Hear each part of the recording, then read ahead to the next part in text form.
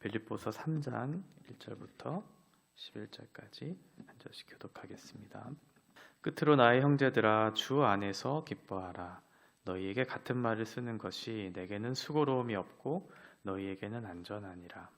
궤대를 삼가고 행악하는 자들을 삼가고 몸을 상해하는 일을 삼가라. 하나님의 성령으로 봉사하며 그리스도 예수로 자랑하고 육체를 신뢰하지 아니하는 우리가 곧 할례파라. 그러나 나도 육체를 신뢰할 만하며 만일 누구든지 다른 이가 육체를 신뢰할 것이 있는 줄로 생각하면 나는 더욱 그러하니리. 나는 8일 만에 할례를 받고 이스라엘 족속이요 베냐민 지파요 히브리인 중에 히브리이요 율법으로는 바리새인이요 열심으로는 교회를 박해하고 율법의 의로는 흠이 없는 자라. 그러나 무엇이든지 내게 유익하던 것을 내가 그리스도를 위하여 다 해로 여길 뿐더러 또한 모든 것을 해로 여김은 내 주 그리스도 예수를 아는 지식이 가장 고상하기 때문이라. 내가 그를 위하여 모든 것을 잃어버리고 배설물로 여김은 그리스도를 얻고 그 안에서 발견되려 함이니 내가 가진 의는 율법에서 난 것이 아니요 오직 그리스도를 믿음으로 말미암은 것이니 곧 믿음으로 하나님께로부터 난 의라. 내가 그리스도와 그 부활의 권능과 그 고난에 참여함을 알고자 하여 그의 죽으심을 본받아 어떻게 해서든지 죽은 자 가운데서 부활에 이르려 하노니. 아멘. 사도 바울은 계속해서 반복해서 기뻐하라 이렇게 권면하고 있습니다. 성도의 가장 구원의 특징이 기쁨이기 때문에 그렇죠. 성도들이 기쁨을 갖는다는 것, 그것을 계속해서 누린다는 것이 그만큼 중요하기 때문에 그래요. 그런데 어디서 기뻐하라고 말씀하고 있냐면 주 안에서 기뻐하라. 주 안에서. 이 말이 굉장히 중요하죠. 주 안에서 예수 그리스도께서 행하신 일들이 있고 그것을 기억할 때, 그것을 생각할 때 우리가 기뻐할 수 있다는 거예요. 저와 여러분 같은 인생들을 향해 하나님이신 그분께서 이 땅에 인간의 몸을 입고 오셨다. 그분께서 우리가 당해야 할 그 고난과 그 허물과 죄를 대신해서 그 십자가의 지심으로 우리를 살리셨다. 그것을 너희들은 기억해라. 네가 짊어져야 할 그 허물과 죄를 예수님께서 대신 너를 위해서 십자가에서 대신 지셨다라는 것을 너는 기억해라. 죽을 수밖에 없는 죽었던 우리들이 우리 인간이 가장 좌절할 수 있는 자리가 죽음이잖아요. 그런데 죽음으로부터 너를 살리신 그 예수의 사건을 기억하라는 거죠. 너의 그 좌절의 자리, 그 죽음의 권세를 깨트리신 예수 그리스도의 부활의 사건을 기억해라. 그것을 기억함으로 너희가 기뻐할 수 있다. 그러니까 주 안에서 기뻐하라는 것은 성도된 사람들, 그리스도 안에 참된 승리와 생명을 소유한 사람들, 그 사람들이 기뻐할 수 있는 거죠. 성도는 그것으로 인해서 기뻐하는 거예요. 세상은 나의 잘됨과 나의 어떤 도덕과 윤리를 성취해가는 과정 속에서 그것으로 인해서 기뻐하고 남들에게 인정을 받고 그 안에서 행복을 누리지만 성도들은 그런 것이 아니죠. 하나님께서 기대하시는 하나님의 형상의 존영의 회복, 그리고 예수 그리스도를 닮아가는 과정, 이것이 성도들에게 있어서 가장 핵심적인 기쁨의 근거가 되는 거죠. 하나님이 우리를 구원하신 그 이유가 무엇이냐면 하나님께서 본래 만드신 하나님의 형상으로의 회복이잖아요. 그 존귀와 영광을 회복시키기 위한, 그러면 그것을 통해서 우리가 기뻐하는 거죠. 하나님께서 우리를 어떻게 지으시고 어떠한 목적으로 우리를 구원하셨는가. 뿐만 아니라 이 땅에서 살아가는 모든 과정 속에서 예수님의 마음을, 예수님의 모습을 닮아가고 알아가는 거죠.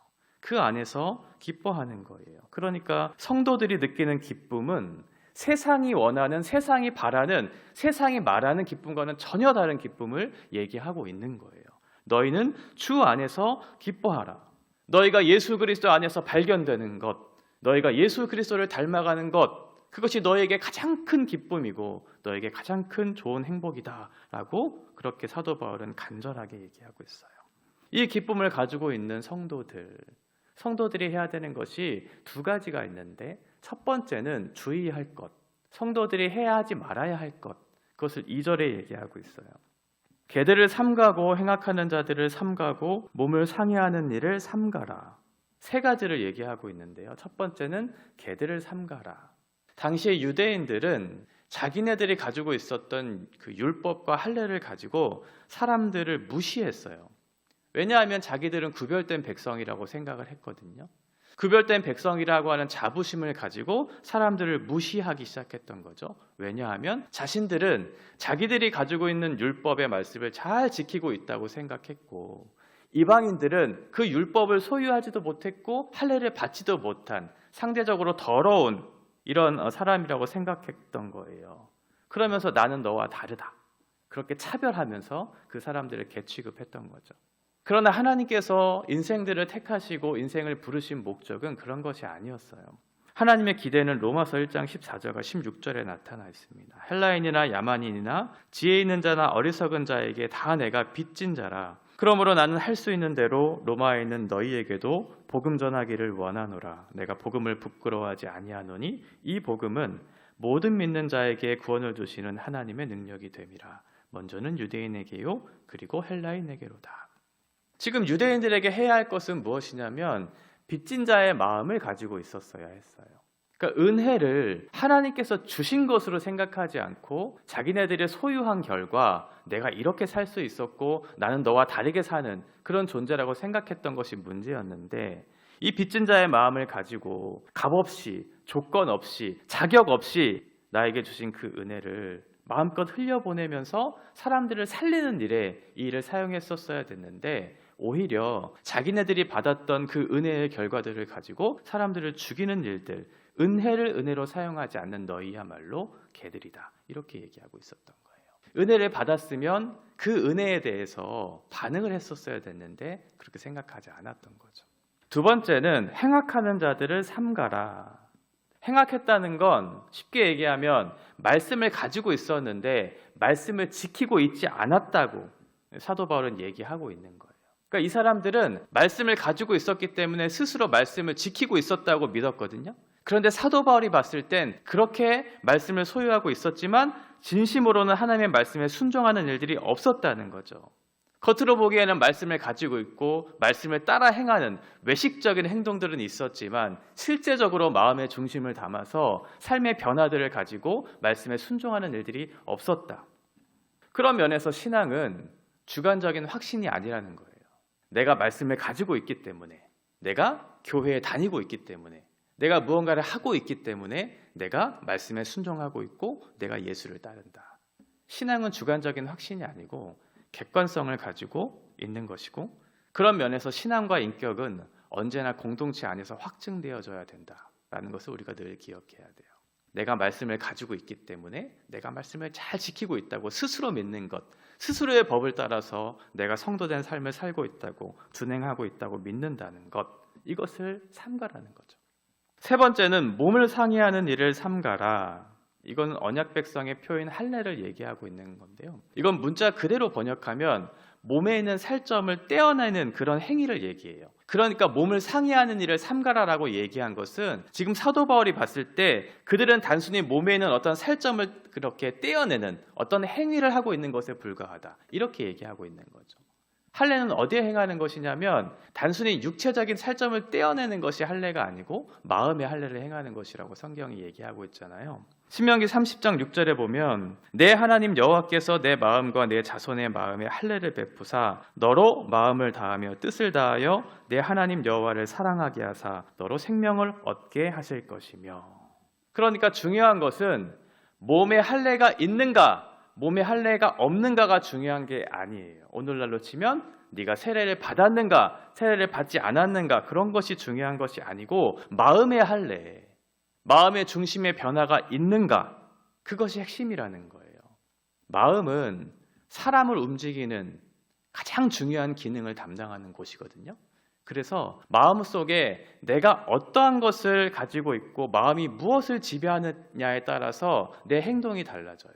그것을 따라서 하나님을 사랑할 수도 있고 또는 자기를 사랑할 수도 있는 그런 일들이 일어나거든요. 그러니까 어떤 외적인 표시들을 가지고 그렇게 자랑하고 있는 그들을 삼가라. 마음의 중심이 다루어지고 있고 그 마음의 중심이 다루어진 결과 우리의 삶이 변화되고 있고 하나님을 기뻐하시는 삶이 우리 가운데 있는가, 이것을 보라는 거예요. 개들을 삼가고 행악하는 자들을 삼가고 몸을 상해하는 일들을 하는 사람들을 삼가라. 차별하는 자, 스스로 착각하는 자, 외식하는 자, 이 사람들을 삼가라. 그러면 반대로 추구할 것은 무엇인가? 3절이에요.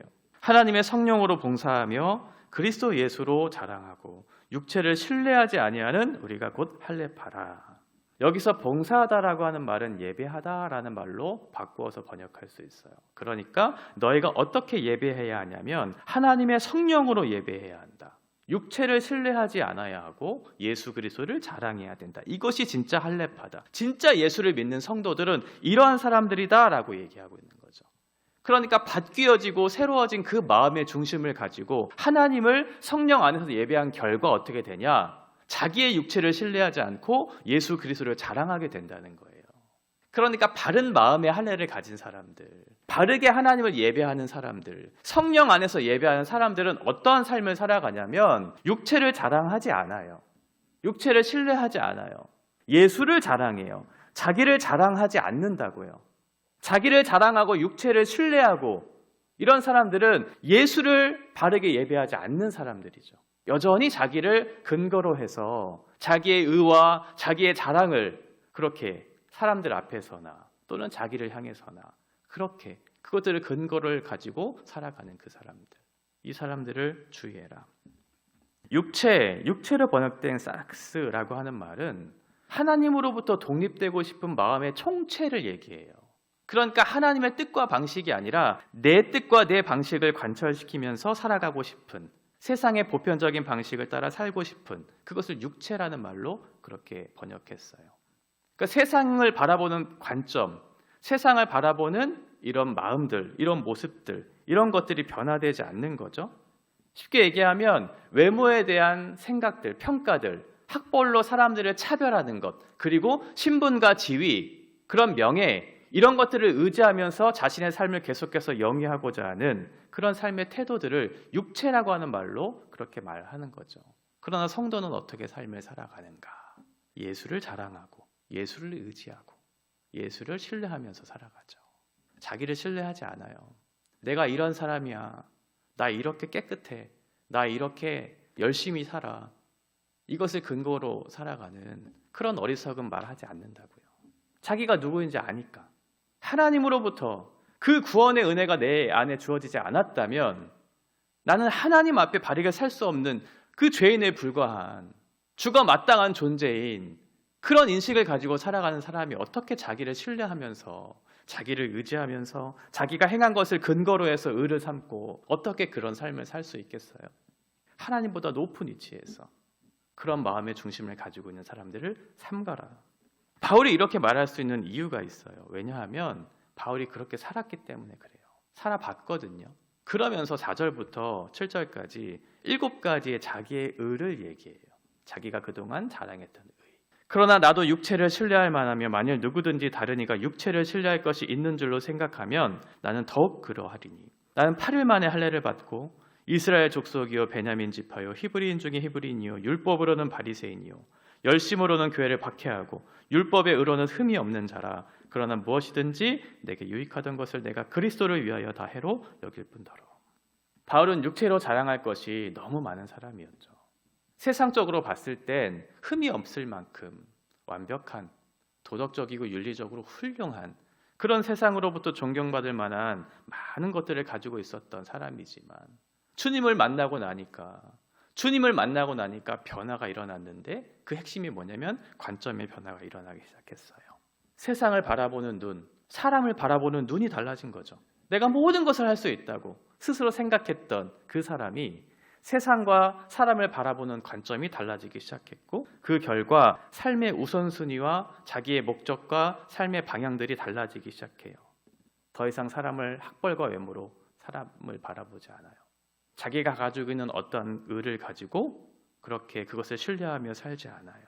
분명한 목적과 가치를 따라 살기 시작하는데 그 근거는 뭐냐면 내가 가지고 있는 돈과 지위와 신분이 아니라 예수 그리스도 그분을 의지하고 신뢰하고 걸어가신 그 길을 따라 살아가는 삶을 살게 되는 것이죠. 이것이 바울이 가졌던 바울이 변화된 삶의 핵심적인 모습이었어요.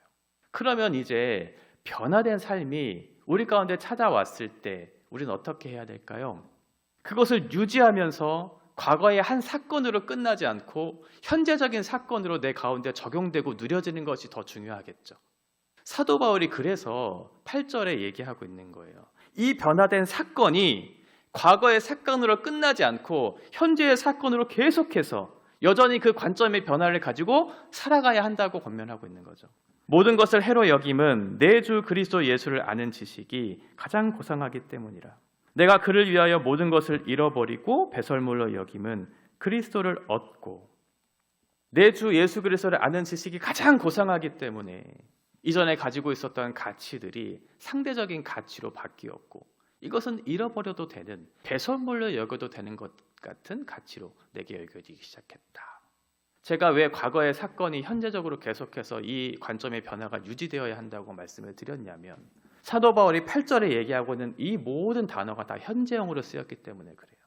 과거의 어떤 사건이 그리스도를 얻는 것이 가장 고상하기 때문에 내가 과거에 있었던 것을 과거에 내가 버렸고 과거에는 배설물로 여겼다, 이런 말이 아니고 현재적으로 계속해서 내가 그렇게 살고 있다는 거예요. 예수 그리스도를 가장 존귀하게 여기는 그 가치의 변화가 결국은 모든 것들을 상대적인 가치로 그렇게 생각하게 하면서 잃어버려도 되는 배설물처럼 내가 지금도 여기며 그렇게 살고 있다. 한때는 열심을 가지고 성경을 읽고 기도를 하고, 한때는 열심을 가지고 주께서 주시는 은혜를 받은 것을 가지고 과거의 한 시점을 얘기하는 것이 아니에요.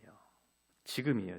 지금 나는 어떤 나, 현재 나의 삶을 지배하고 나의 삶에 영향을 미치고 있는 것이 과거의 한 시점에서부터 찾아온 그 신앙이 아니고, 내가 지금 누리고 있는 현재의 그 신앙을 내가 살고 있는가를 지금 사도 바울이 얘기하고 있는 거죠. 과거를 자랑하지 마세요. 그리고 미래를 염려하지 마세요. 제가 청년들한테 늘 그렇게 얘기하거든요. 과거의 화려한 영광들을 자랑하는 것처럼 어리석은 것은 없다. 지금이 중요하다. 예수 그리스도를 네가 지금 누리고 있는가? 십자가가 네 마음을, 네 심장을 뛰게 하고 있는가? 부활의 소망이 현재를 살아낼 근거를 만들어내고 있는가? 그것이 중요한 거지. 과거의 어떤 영광이 지금의 너를 움직이게 하는 힘이 되는 것이 아니고, 지금 현재 예수 그리스도를 누려라. 그동안 자랑거리를 여겼던 모든 것들을 다 잃어버리고 이제 무엇을 얻고 싶어 하는가? 그리스도 예수를 얻고 싶은 마음이 사도 바울의 마음속에 가득 차기 시작해요. 이전에 가지고 있던 것들이 가치로운 것이 아니다라고 생각하는 것이 아니에요. 내가 주님 안에서 열심히 노력하고 주께서 주신 선물들이 있잖아요. 그것들이 가치가 없다 이렇게 말한 것이 아니고, 그리스도와 함께 이것을 나란히 두고 나니까 그렇게 여겨진다는 거예요. 그것은 있어도 되고 없어도 되는 문제이다. 내가 그동안 열심히 노력해서 얻었던 그 지위와 신분, 내가 가지고 있는 대학, 직장, 가정, 이런 것들은 다 중요한 가치들이죠. 이것이 무가치하다고 말하는 것이 아니고 가치로운데, 예수님과 함께 나란히 그것을 두고 보니까 그것은 있어도 되고 없어도 될 만큼 예수 그리스도를 얻는 것이 나에게 있어서 가장 귀한 것이다 라고 사도 바울이 그렇게 고백을 하고 있는 거죠. 그러면서 마지막 10절과 11절에 내가 그리스도와 그 부활의 권능과 그 고난에 참여함을 알고자 하여 그의 죽으심을 본받아 어떻게 해서든지 죽은 자 가운데서 부활에 이르려 하노니, 사도 바울의 간절한 소망은 무엇이었냐면 두 가지였어요. 부활의 권능을 맛보는 것, 그리고 예수 그리스도의 고난에 참여하는 것이었어요. 죄와 사망의 권세 아래서 실패와 좌절과 육체의 욕망을 따라 살던 우리들에게 참 생명이 무엇인지를 예수 그리스도께서 알게 하셨죠. 그게 부활의 권능이잖아요. 그것을 한번 맛보고 나니까 그 생명의 부유함과 그 영광을 버리기 싫은 거예요. 그 안에 계속해서 머물고 싶은 거죠. 하나님께서 주시는 그 생명이 너무나 귀하고 계속해서 그 안에 살고 싶고, 더 이상은 죄와 사망에 끌려다니는 그런 무가치한 인생을 살기 싫은 그런 마음의 결단들이 내 마음 가운데 가득 차기 시작하면서 그 부활의 권능을 계속해서 누리고 싶습니다. 더 풍성하게 예수 그리스도 안에서 살고 싶습니다라고 하는 마음의 소원들이 생겨나기 시작하죠. 이게 성도들의 삶의 목적이고 삶의 소망이잖아요. 이전에는 이 땅에서 누리던 것이 좋아 보였고 그것이 내 영원한 무엇인가를 얻을 수 있는 소망처럼 느껴졌지만 이제는 그렇게 여겨지지 않는다는 거예요. 나와 같은 인생을 살리신 그 좌절과 실패 가운데 늘 허덕이던 우리들의 인생 속에서 건지신 그 생명의 부유한 그 참여한 영광들이 어떠한 것인지를 알게 하신, 그곳에 계속 머물고 싶은 사도 바울의 마음이 있었던 거죠. 뿐만 아니라 두 번째는 그 고난에 참여함이 무엇인지를 알고 싶다, 이렇게 얘기해요. 좋은 것만 누리고 싶은 마음이 아니에요. 왜냐하면 예수님이 사랑하기 때문에 그렇죠. 사랑하고 싶은 사람은 같이 하고 싶죠. 그분이 그 사랑하는 사람이 했던 것들을 함께 하고 싶은 마음들이 생겨나요. 그래서 예수님을 사랑하기 때문에, 가장 고상하기 때문에 그분께서 하셨던 그 일을 나도 하고 싶은 거죠. 어릴 때에는 선물을 주고 돈을 줘야 그 길을 마지못해 가지만 성장하고 성숙하면 부모의 마음을 알고 성숙의 길을 걷기를 원하는 마음들이 생겨나죠. 성도들도 똑같아요.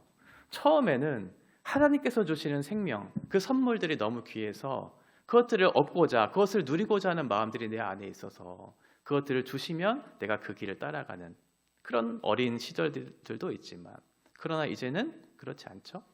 조금 성장하고 성숙해지면 예수의 고난을 따라 살고 싶은 마음의 소원들이 생겨나기 시작해요. 왜냐하면 그것이 가장 가치로운 것임을 알기 때문에 그렇죠. 아, 이것이 가장 가치로운 것이구나. 이것을 통해서 나를 살리셨구나. 그러면 나도 이것을 통해서 누군가를 살릴 수 있는 귀한 길이구나라는 것을 깨닫기 시작하면서 기꺼이 그 길을 걸어가기를 소망하는 마음들이 생겨나는 거죠. 억지로가 아니고 예수께서 걸어가셨던 그 고난에 동참하고자 하는 마음의 소원들이 우리 가운데 생겨나기 시작해요. 사도 바울이 권면해요. 주 안에서 기뻐하라. 너에게 행하신 그 일을 기억해라.